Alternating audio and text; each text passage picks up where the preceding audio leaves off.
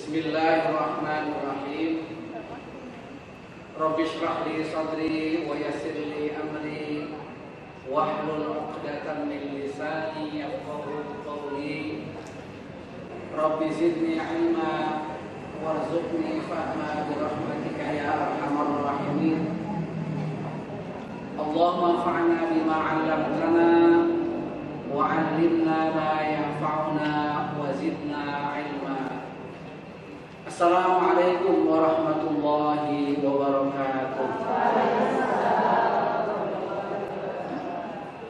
Alhamdulillah, wassalatu wassalamu ala Rasulillah Muhammadin bin Abdillah wa ala alihi wa ashabihi wa mawalah, amma ba'd. Faqad qala Allah Ta'ala fi kitabihil karim, a'udzu billahi minasy syaithanir rajim. Fabima rahmatin minallahi linta lahum walau kunta faddan ghalidhal qalbi lanfaddu min hawlik fa'fu 'anhum wastaghfir lahum washawirhum fil amr fa idza azamta fatawakkal 'ala Allah innallaha yuhibbul mutawakkilin. Shadaqallahul 'azim. Bapak Ibu yang Allah muliakan, terkhusus yang kami hormati Ibunda Pimpinan Pusat Aisyah, juga Ibunda Ketua Pimpinan Wilayah Aisyah Jawa Barat, Bunda Hajahiyah, juga Ayahanda Ketua Pimpinan Wilayah Muhammadiyah, Bapak Haji Insinyur Syuhada, juga para pengurus aktivis Muhammadiyah dan Aisyah se-Jawa Barat yang hari ini berkumpul di tempat yang mulia ini, Al-Ustadz Al-Mukarram Mudir Aisyah Boarding School, Ustadz Dede, juga Ibu Ketua BPH Aisyah Boarding School, Ibu Hajah Mutia Umar, juga Ayahanda Pimpinan Daerah Muhammadiyah Kabupaten Bandung yang dalam ini diwakili oleh Bapak Sekretaris. Lebih khusus lagi, kami ingin menyampaikan salam takzim kami kepada dua ibunda sesepuh Aisyah Jawa Barat yang luar biasa ini, yang bukan hanya tidak pernah alpa dengan spiritnya untuk kita semua, terutama untuk kami yang tadi kata Bunda Ketua PWH sebagai anak muda, tapi juga dengan fisiknya dan pikirannya selalu menginspirasi dan memotivasi kita semua. Bapak Ibu rahimahullah, sungguh merupakan sebuah kehormatan bagi kami berjumpa di tempat yang mulia dengan Ibunda Ayahanda yang Allah muliakan, tapi juga sekaligus takut. Ada rasa takut yang luar biasa ini, masa harus menceramahi bunda-bunda, serasa menceramahi kami, tidak berani kami. Jadi ada nasihat adab yang mengatakan, jangan engkau ceramahi orang tuamu, ibumu yang dulu mengajarkanmu berbicara. Jadi takut rasanya berbicara di depan ibu-ibu itu, khawatir keseleo lidah. Nah, oleh sebab itu mudah-mudahan karena kita niat baik, mudah-mudahan ini menjadi salah satu wasilah keberkahan untuk kita semua, untuk persyarikatan kita semua. Juga mudah-mudahan ini menjadi amal soleh yang mengalir, terkhusus untuk para tokoh Muhammadiyah dan Aisyah Jawa Barat, yang kita semua beriman bahwa amal soleh apapun yang pernah kita lakukan kemudian diikuti generasi berikutnya, maka orang yang menginisiasi amal soleh dan kebaikan itu akan mendapatkan pahala yang sama dengan mereka yang melakukannya. Subhanallah, ini keadilan Islam yang luar biasa. Oleh sebab itu, maka kita doakan di majelis kita ini, mudah-mudahan para mujahid Muhammadiyah para mujahid Aisyah yang telah mendahului kita ada dalam rahmat Allah Subhanahu wa taala. Dan setiap aktivitas kita di Aisyah, di Muhammadiyah menjadi saksi atas amal soleh yang beliau lakukan. Amin ya rabbal alamin. Bapak Ibu rahimahumullah, selain itu juga kesempatan ini adalah yang luar biasa. Tadi Bunda Ketua PWA menyebutkan adalah momen Idul Fitri, silaturahim sekaligus konsolidasi. Ini sebuah tema yang juga mewujudkan salah satu kecerdasan ibu-ibu Aisyah. Bagaimana mengaitkan antara silaturahim dengan konsolidasi. Orang selama ini memahami, orang di luar gitu ya, bahwa silaturahim itu maknanya hanya salam-salaman, begitu, kangen-kangenan, lebih atasnya lagi saling memaafkan. Tapi lupa bahwa dalam silaturahim itu ada nilai yang terpenting adalah konsolidasi organisasi. Ini yang menurut kami sebuah pilihan kata yang sangat cerdas dari ibu-ibu Aisyah. Mengapa demikian? Karena agama Islam itu tidak akan bisa didakwahkan dan tidak akan sampai kepada kita jika tidak dibangun di atas konsolidasi. Nanti akan sedikit kami kupas. Sebelum itu, kami ingin mengingatkan kita semua, terkhusus ibunda-ibunda Aisyah, untuk tidak pernah ragu bahwa aktivitas kita di Aisyah, di Muhammadiyah, itu adalah bagian dari wujud bakti kita kepada Islam. Jangan pernah ragu itu. Mengapa demikian? Karena Muhammadiyah dan Aisyah tidak memiliki cita-cita apapun selain tegaknya masyarakat utama melalui dakwah amar ma'ruf nahi munkar dan tajdid. Jadi Muhammadiyah dan Aisyah sendiri bukan tujuan, tetapi sebagai sarana untuk mewujudkan cita-cita Islam, dakwah amar ma'ruf nahi munkar dan tajdid. Maka apapun yang kita lakukan dalam konteks persyarikatan, bunda-bunda sekalian, jangan pernah ragu bahwa itu adalah salah satu wujud bakti kita kepada al-Islam melalui kendaraan kita yang bernama Muhammadiyah dan Aisyah. Orang lain memiliki kendaraan lain, silahkan. Bagi kita semua, tekad bulan kita bahwa sistem, karakter, cara, cita-cita, pergerakan dan dakwah Muhammadiyah itu yang paling cocok untuk kita, dan kita percayakan seluruh aktivitas kita di Muhammadiyah ini mudah-mudahan menjadi wasilah kita mendapatkan ridha Allah Subhanahu wa taala. Mengapa demikian? Kalau kita sering mendengar dari para mubaligh, dari para asatir, bahwa orang yang menuntut ilmu, berada di jalan thalabul ilmi, maka Allah akan mudahkan jalannya menuju surga Allah. Sekarang pertanyaannya, ada tidak orang yang sekolah tanpa ada gurunya? Atau orang yang mencari ilmu tapi tidak ada gurunya? Tidak mungkin.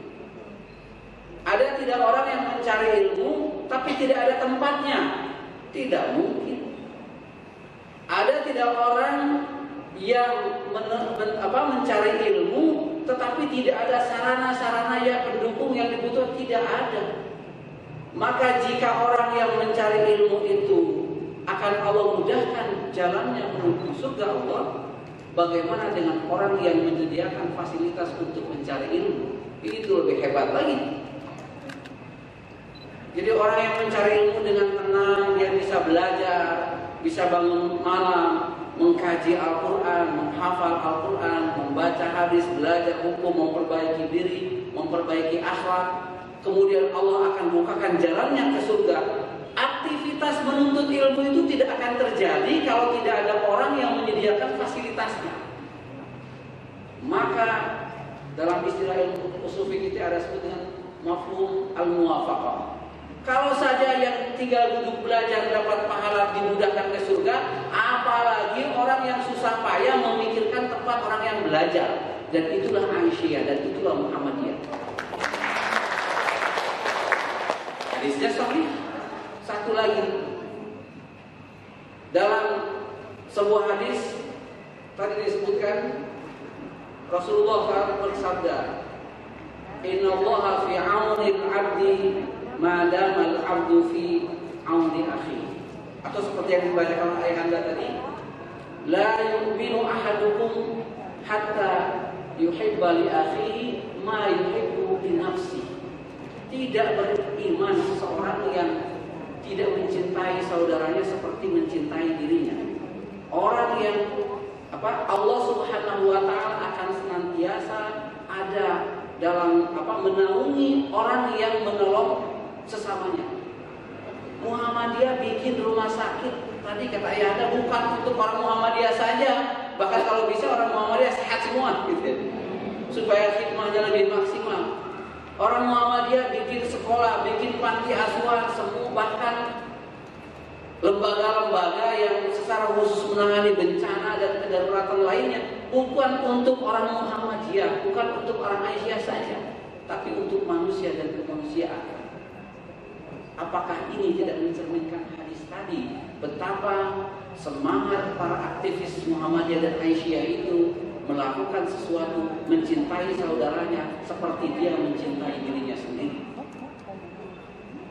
Jadi kita semua yakin bahwa seluruh aktivitas kita di Muhammadiyah, di Aisyah dan semua ortom itu adalah aktivitas ibadah kita dan bahkan aktivitas jihad kita di jalan Allah Subhanahu wa taala. Maka kami mengajak kita kembali selalu memperbaharui niat kita, meluruskan niat kita, bahwa kita bermuhammadiyah, kita beraisyah ini bukan untuk target tujuan-tujuan duniawi yang sebentar, tetapi tujuan kita bermuhammadiyah, beraisyah adalah karena kita ingin menjadi bagian yang berkontribusi dalam menegakkan kalimat Allah di muka bumi ini, yang jalannya adalah Muhammadiyah dan Aisyah. Jika itu niat kita, maka tadi kapanpun kita beraktivitas dimanapun, apalagi bunda-bunda yang ada di daerah-daerah ya, jika kita kemudian mati, meninggal dunia, Allah memanggil kita pada saat kita berkhidmat pada Muhammadiyah dan Aisyah, insya Allah kita akan digolongkan sebagai para syuhada. Tapi kalau kita bermuhammadiyah dan beraisyah hanya sekedar rame-ramean, seru-seruan, apalagi punya target-target duniawi yang sebentar, maka secapek apapun aktivitas kita akan menjadi haba'an mansura, kata Al-Quran. Akan seperti debu yang berterbangan, tidak ada artinya.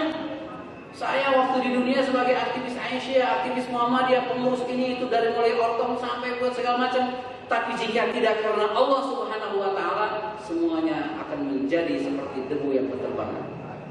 Tapi jika Bapak Ibu, terutama bunda-bunda, aktif di Aisyah, menjadi apapun, jangankan menjadi pengurus, menjadi aktivis, rajin di pengajian-pengajian Aisyah, gitu ya, di cabang-cabang, di ranting, itu akan menjadi sebuah amal soleh yang luar biasa. Jadi jangan pernah ragu bahwa khidmat kita, perjuangan kita di Muhammadiyah dan di Aisyah itu adalah perjuangan kita di dalam Islam. Dan dakwah Islam hari ini membutuhkan Muhammadiyah. Kata Sayyidina Ali, Bapak Ibu rahimahullah, al-haqqu bila nizam yaghlibuhul batil bin nizam. Kebenaran, kebaikan yang terjadi, yang kita lakukan tapi tidak diorganisir, yaghlibuhul batil bin nizam, dia akan dikalahkan dengan kebatilan yang terorganisir. Bayangkan Bapak Ibu, orang-orang ateis, orang-orang kafir, orang Yahudi, ya, meskipun mereka ragu dengan agamanya dan mereka hanya punya target-target duniawi, mereka toh-tohan memperjuangkan idealismenya, begitu. Kita yang jelas-jelas agama ini adalah agama yang diridhai Allah Subhanahu wa taala, masa kalah hebat dengan mereka? Maka keberadaan Muhammadiyah dan Aisyah, ketika Allah menyebutkan wa takum minkum ummatun yad'una ilal khair, Allah Subhanahu wa taala memerintah kita untuk melakukan dakwah, ya, amar ma'ruf nahi munkar, harus ada caranya, harus ada medianya, harus ada organisasinya. Dalam istilah ilmu sufik itu al-amru bisyai'i amrun biwasail. Kalau kita diperintah melakukan sesuatu, maka otomatis kita diperintah untuk melakukan sesuatu yang bisa mewujudkan perintah itu. Kita disuruh pintar, berarti kita disuruh belajar. Kita disuruh nyapu ruangan, berarti kita disuruh ambil sapunya. Kalau kita cari di dalam Al-Quran, ada tidak perintah untuk mendirikan Muhammadiyah dan Aisyah? Tidak ada. Di hadis tidak ada. Yang ada di dalam Al-Quran agar kita menjadi bagian dari dakwah amar ma'ruf nahi munkar, dan cara untuk mewujudkan dakwah itu adalah ada aktivitas yang terorganisir yang disebut dengan Muhammadiyah dengan seluruh tokohnya, terutama Aisyah. Dan kami berani mengatakan, bahkan di Mesir kami mengatakan, dalam pandangan subjektif kami, rasa-rasanya kalau Muhammadiyah tidak berdiri tahun 1912, ini kita renungi bersama Bapak Ibu. Kalau Muhammadiyah tidak didirikan pada tahun 1912, rasa-rasanya Indonesia akan telat merdeka. Mungkin kita belum mencapai kemerdekaan dari di tahun 1945 itu. Mengapa demikian? Kita tahu usaha mencapai kemerdekaan negeri ini jerih payah yang luar biasa. Dan kita tahu bahwa yang menjadi pintu tercapainya kemerdekaan 45 itu salah satunya adalah Kongres Pemuda di Jakarta itu. Kalau tidak ada Kongres Pemuda, perjuangan kita waktu itu kan kita tahu dalam sejarah, itu kan perjuangannya lokal semua. Orang Indonesia, orang Sunda perang sendiri, orang Jawa Tengah begitu, orang Jawa, semua di tanah air ini mereka berjuang masing-masing, tapi karena kecil penjajah mudah memadamkannya. Nah, dengan gerakan Sumpah Pemuda itu, gerakan dimasifkan menjadi sebuah gerakan nasional. Siapa yang melakukannya? Anak-anak muda. Tapi yang jarang kita ketahui, tahukah bahwa di antara inisiator Kongres Pemuda 28 itu ada 2 orang anggota Aisyah?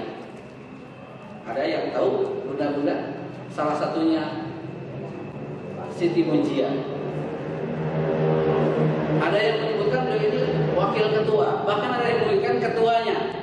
Intinya betapa peranan Aisyah semenjak awal terhadap negeri ini luar biasa. Jadi kalau kaum wanita saja sadar sesadar-sadarnya bahwa pergerakan itu tidak akan mencapai kemerdekaan kalau tidak diikat dalam sebuah gerakan yang masif nasional. Lahir kemudian Sumpah Pemuda, dari Sumpah Pemuda itu kemudian lahir perlawanan-perlawanan masif sehingga sampai pada proklamasi 45. Rasa-rasanya kalau tidak ada itu, kita akan telat kemerdekaan itu.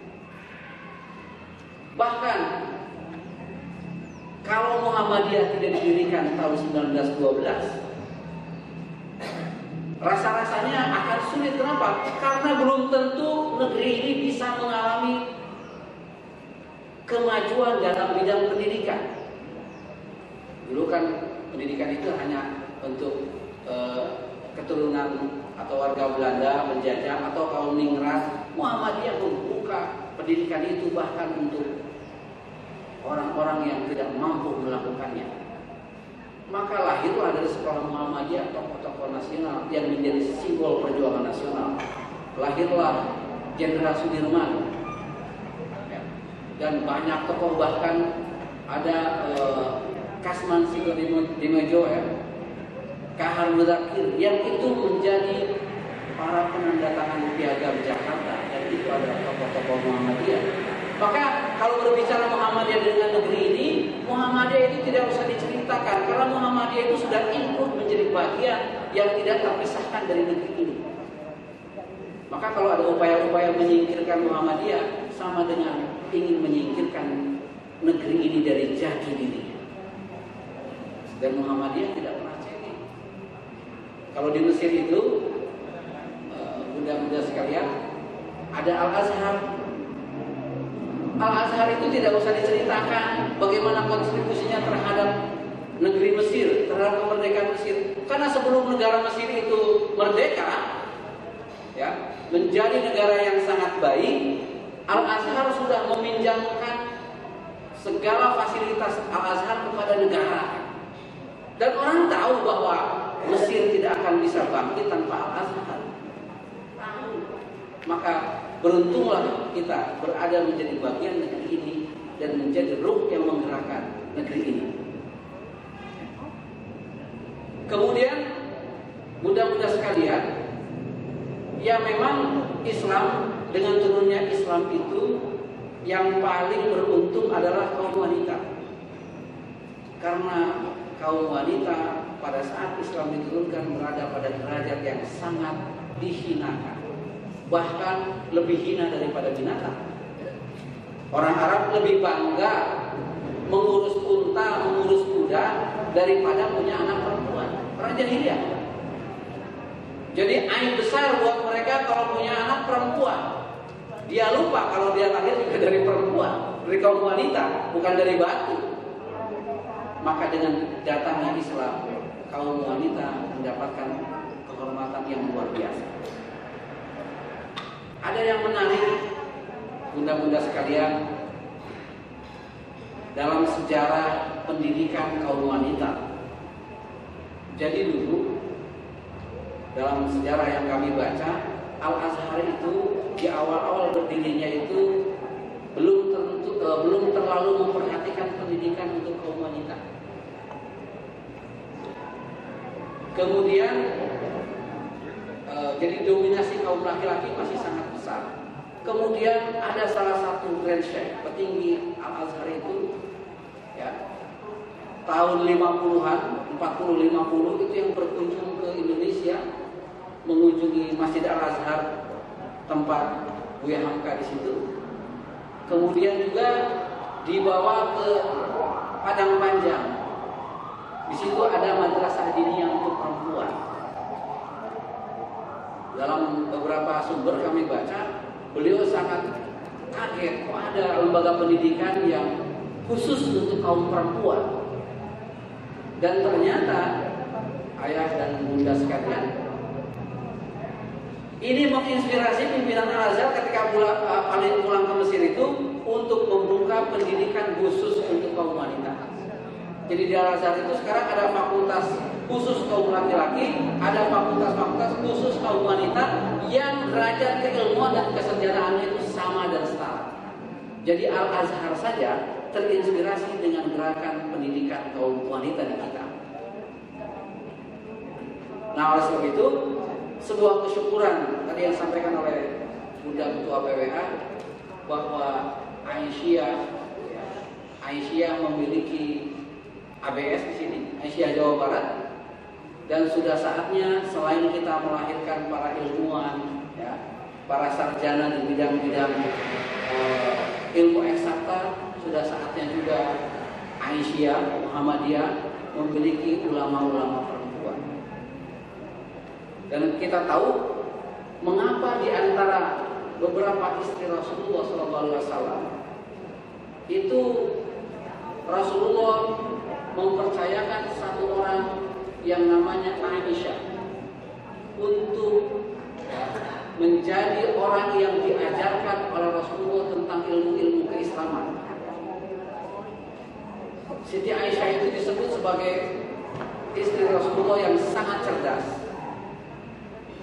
mudah menangkap, dan sangat support. Sehingga hal-hal yang sangat khusus dalam kehidupan pribadi Rasulullah itu hadis-hadisnya diriwayatkan oleh Siti Aisyah. Dan para sahabat laki-laki, bahkan para tabi'in itu banyak belajar kepada Siti Aisyah.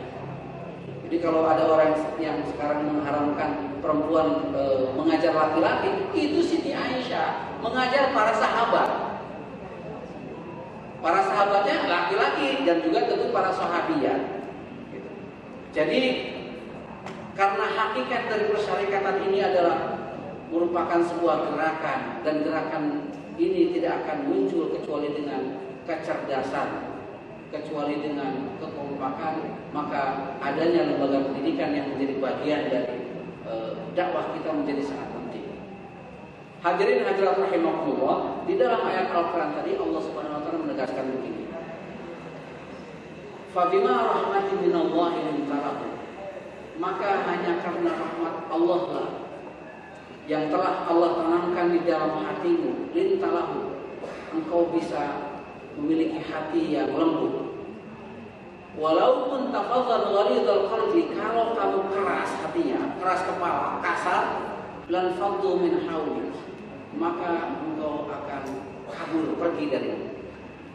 Jadi ayat ini dalam surat Al-Imran menegaskan bagaimana pola interaksi kita dengan sesama, tidak boleh kasar, tidak boleh keras kepala, tidak boleh ingin menang sendiri, tapi harus punya sikap yang baik. Ini adalah salah satu prinsip kita berorganisasi, prinsip kita melakukan konsolidasi. Setelah itu fa'fu anhum. Gitu. Karena kita saling berinteraksi, yang pertama yang harus dilakukan adalah fa'fu anhum. Maafkanlah mereka yang pernah punya salah padamu. Setelah kita memaafkan, bukan hanya memaafkan, ada satu level lagi yang lebih tinggi. Wastaghfir lahum. Kemudian mohonkanlah ampun untuk orang yang telah menyakiti kita. Hebat. Kalau memaafkan ya biasa, meskipun memaafkan itu tidak mudah juga ya. Tapi setelah kita memaafkan, yang kedua adalah kita harus bersedia memohonkan ampun untuk saudara-saudara kita. Dan yang ketiga, wasyawirhum fil amr. Lakukanlah musyawarah, lakukanlah konsolidasi, konsultasi dengan sesama. Jadi kalau dalam istilah fikih Islam itu ada disebut dengan pertama kita harus melakukan ta'aruf. Kita semua tahu ta'aruf itu adalah proses saling mengenal. Dalam organisasi tidak cukup itu, saling kenal saja biasa. Orang melalui media sosial saja bisa paham. Tapi setelah ta'aruf itu harus meningkat menjadi jenjang tafahum, saling memahami. Oh, karakter ibu-ibu di PDA tertentu punya kelebihannya begini-begini. Tantangan yang dihadapi dakwahnya seperti ini. Itu mulai tafahum. Setelah itu akan lahir yang namanya at-ta'awun. Akan lahir prinsip saling kerjasama. Jadi ta'aruf dulu, saling mengenal dulu. Kemudian yang kedua adalah tafahum, saling memahami. Yang ketiga adalah ta'awun. Oh, ternyata di daerah tertentu, di PDA atau di PDM, SDM-nya sangat melimpah ruah dalam bidang A. Di daerah tertentu justru kekurangan di SDM di bidang itu. Maka akan ta'awun, akan berusaha saling menguatkan, saling bermastabiqul khairat, saling mendukung. Setelah itu maka akan terwujud yang disebut at-takaful al-istimai atau takaful istima. Kita menjadi masyarakat yang satu, diikat dalam sebuah organisasi yang saling mendukung, saling membantu. Dan ini menjadi salah satu rahasia kekuatan kita berorganisasi. Jadi kalau kita mau berorganisasi hanya ta'aruf, itu bukan organisasi. Ta'aruf kita harus mewujudkan tafahum kita, dan itu dilakukan dengan konsolidasi. Tafahum kita harus melahirkan apa? Ta'awun. Prinsip-prinsip bersepakat untuk melakukan kerjasama dan saling membantu. Dan ta'awun kita harus memunculkan sikap takaful al-istima. Ada rasa kebersamaan, keterkaitan dalam masyarakat. Sikap ini, sikap konsolidatif semacam ini, mudah-mudahan sekalian, itu dicontohkan oleh Rasulullah SAW. Bahkan disebutkan di dalam Al-Quran. Jadi Rasulullah itu, beliau sebagai kepala rumah tangga, beliau juga sebagai kepala negara, beliau juga ternyata takdir menentukan lain sampai di sebuah daerah namanya Hudaybiyah. Kalau sekarang sekitar 22 atau 20 km dari Mekah arah barat. Ya, budak-budak yang sudah haji pasti tahu. Di situ malah bertemu antara umat Islam yang mau haji dan umrah dengan pasukan kafir Quraisy. Lalu terjadilah di situ singkatnya negosiasi. Terjadi perundingan. Saat itu mereka dilarang untuk masuk Makkah. Jadi harus kembali lagi. Orang-orang kecewa tidak? Sangat kecewa. Dan dalam perjanjian itu pertama orang-orang harus berhenti di situ, tidak boleh melaksanakan haji dan hanya memperbolehkan Utsman bin Affan untuk melaksanakan haji. Jadi Sayyidina Utsman saja yang datang. Tapi lama tidak kembali, kemudian ada isu bahwa Utsman bin Affan itu dibunuh oleh orang kafir Quraisy. Dan kemudian ya, rencana busuk orang-orang kafir Quraisy itu terbaca oleh Rasulullah SAW. Apa yang dilakukan Rasulullah? Mereka datang dalam kondisi tidak memiliki senjata, dalam kondisi bahkan pakaian pun menggunakan ihram, akan dihadang, akan diserang oleh pasukan Quraisy. Maka Rasulullah mengajak semua sahabatnya untuk konsolidasi. Ini yang dalam Al-Quran disebut dengan bai'at ridwan. Maka Allah menegaskan, laqad radiyallahu 'anil mu'minina idh yubayyi'unaka tahta asy-syajar. Allah meridhai orang-orang yang beriman yang melakukan bai'at sumpah setia, melakukan konsolidasi dengan Rasulullah. Fa'alima ma fi qulubihim. Kemudian Allah mengetahui apa yang terbersih keimanan dalam hati mereka. Fa'anzalas sakinata fi qulubihim. Maka Allah menurunkan ketenangan dalam hati mereka. Wa asabahum fathan qariba. Dan Allah memberikan pahala yang besar berupa kemenangan. Apa yang bisa kita pelajari dari peristiwa ini, bunda-bunda sekalian? Jadi pada saat terjadi perjanjian Hudaybiyah itu ada beberapa poin yang menurut para sahabat Nabi merugikan. Karena poin pertama disepakati bahwa tidak akan umat Islam harus mengurungkan niat ibadah hajinya waktu itu. Jadi waktu itu terpaksa harus tahalul di sana. Dan para sahabat banyak yang kecewa. Yang kedua, tidak ada peperangan dalam masa 10 tahun antara umat Islam dengan orang kafir Quraisy Makkah. Yang ketiga, ini yang menyakitkan. Orang Mekah yang masuk Islam pada masa perjanjian itu dan lari ke Madinah, ke kelompok umat Islam, dia wajib dikembalikan ke Mekah. Tapi kalau ada orang Islam yang murtad, keluar dari Islam, kemudian lari ke Mekah, dia tidak harus dikembalikan. Ini yang menyakitkan. Karena dalam peristiwa itu ada seorang sahabat yang baru saja berislam dari kafir Mekah itu, kemudian bergabung dengan umat Islam, itu dituntut oleh orang kafir Quraisy, Muhammad, ini konsekuensi perjanjian kita, kembalikan orang itu, dan disiksa akhirnya. Sangat menyakitkan, sangat tidak adil. Semua sahabat protes, bunda sekalian. Termasuk sahabat senior Abu Bakar dan Umar bin Khattab. Kalau beliau tidak memandang bahwa Rasulullah bukan sekedar panglima perang, bukan sebagai kepala negara, kalau beliau tidak iman bahwa Rasulullah ada utusan Allah, maka beliau sudah orang pertama menentang perjanjian itu. Dalam kondisi begitu, orang sedang kacau, maka dilakukanlah konsolidasi keimanan oleh Rasulullah yang disebut dengan bai'at ridwan. Jadi orang saat ketakutan, pakaiannya menggunakan ihram, tidak membawa apa-apa, akan diserang. Jika itu tidak dilakukan konsolidasi keimanan, mungkin orang sudah kucar-kacir, sudah takut, bahkan sudah murtad. Maka Allah SWT menjelaskan di dalam surat Al-Fat, fa'asabahum fathan qariba. Orang yang tenang, tidak takut dengan serangan orang kafir saat itu, Allah berikan pahala berupa kemenangan. Dan ternyata, teman-teman sekalian, karena perjanjian ini disusun oleh Rasulullah SAW atas bimbingan wahyu, dan para sahabat waktu itu menuruti sami'na wa ata'na atas perintah itu, Allah membuktikan janjinya untuk memberikan kemenangan. Apa yang terjadi? Ternyata perjanjian Hudaybiyah itu menjadi jalan untuk penaklukan kota Makkah atau yang disebut dengan Fathu Makkah. Dan istimewanya lagi, penaklukan kota Makkah tidak dilakukan dengan peperangan, tapi Rasulullah datang dengan damai tanpa membawa senjata, yang disebut dalam Al-Quran dengan idza jaa nasrullah wal fath.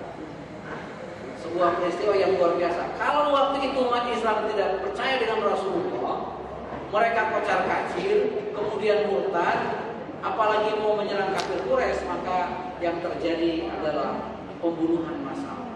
Tapi atas wahyu Allah Subhanahu wa taala, Allah memerintahkan agar Nabi Muhammad melakukan perjanjian, dan poin-poin itu yang secara lahir merugikan umat Islam, ternyata poin-poin itu sangat menguntungkan umat Islam.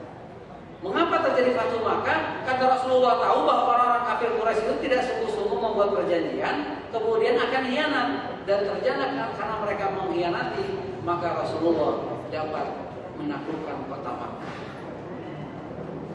Jadi dalam hidup kita berorganisasi itu, ya, tidak mungkin kita terlepas dari apa yang disebut dengan konsolidasi. Dan tidak mungkin konsolidasi itu kita lakukan tanpa adanya hati yang nyambung tadi, yang tafahum, yang satu fikrah, satu visi, satu misi, bahwa kita berada dalam sebuah wadah itu untuk sampai mewujudkan pada sebuah cita-cita yang kalau bagi Muhammadiyah, bagi Aisyah adalah menegakkan, ya, masyarakat Islam yang sebenar-benarnya.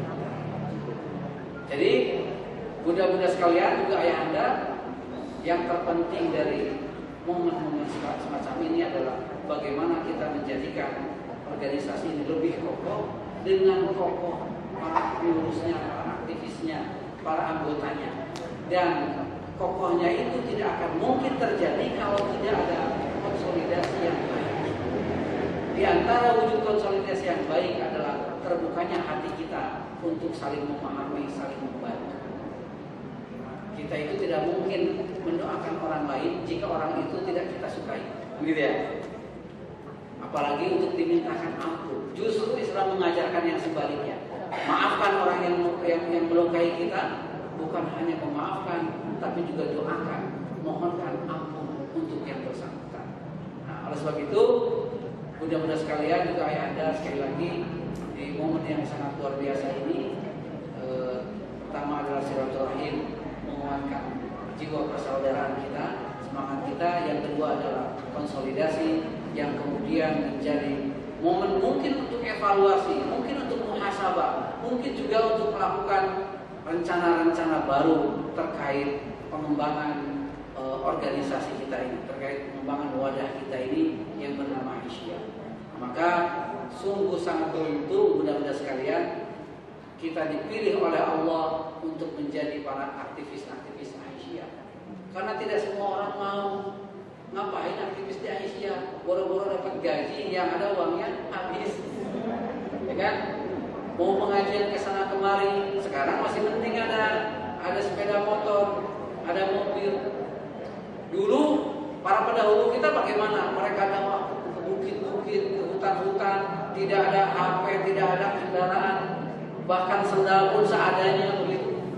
Sudah tidak lagi kenal hujan, tidak kenal lagi bahaya, yang ada adalah ruh dakwahnya. Dan Kiai Dahlan adalah sebaik-baik teladan buat kita di persyarikatan ini. Mengapa? Beliau sudah mencontohkan hidup-hidupilah Muhammadiyah, hidup-hidupilah Aisyah.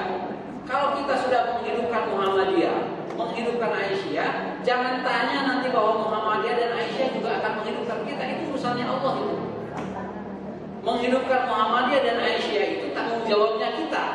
Tapi kita bisa hidup di dalam Muhammadiyah dan Aisyah itu konsekuensi dari sebuah pengabdian, bahwa kita tulus ikhlas, ya, mengabdi pada Islam melalui Muhammadiyah dan Aisyah. Setelah itu biar Allah yang mengatur hidup kita. Jangan sebaliknya. Kita ada di persyarikatan, ingin kita yang mengatur persyarikatan, ingin membesarkan diri kita, itu sebaliknya.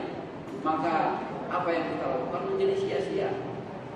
Nah, sebab itu sekali lagi betul-betul sebuah keberuntungan, ya, bunda-bunda sekalian terpilih menjadi orang-orang yang hebat untuk mengurusi persyarikatan ini, ya, yang tadi kita curahkan waktu kita, pikiran kita, tenaga kita, bahkan harta dan jiwa kita, yang tentu saja tidak ada yang kita cari selain keridhaan Allah Subhanahu wa Ta'ala. Itu mungkin mudah-mudahan yang dapat kami sampaikan. Mudah-mudahan ini menjadi pengingat kita kembali dengan keyakinan.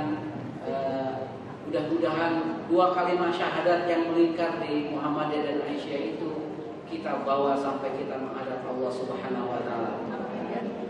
Mudah-mudahan ini menjadi jihad kita, bukan sekedar basa-basi. Jihad kok pakai seragam. Memangnya kenapa kalau pakai seragam? Jihad itu harus serius, harus rapi. Ya, jihad itu bukan pekerjaan yang mudah, maka harus rapi, harus kompak. Seragamnya terlihat semangatnya, terlihat syiarnya. Maka sekali lagi mudah-mudahan ini menjadi amal soleh kita sekalian. Terakhir kami mohon maaf, ayahanda, ibunda, pasti apa yang kami sampaikan ini banyak yang kurang, atau jika ada yang kata-kata yang berani mengatai mudah-mudahan sekalian, kami sekali lagi mohon maaf.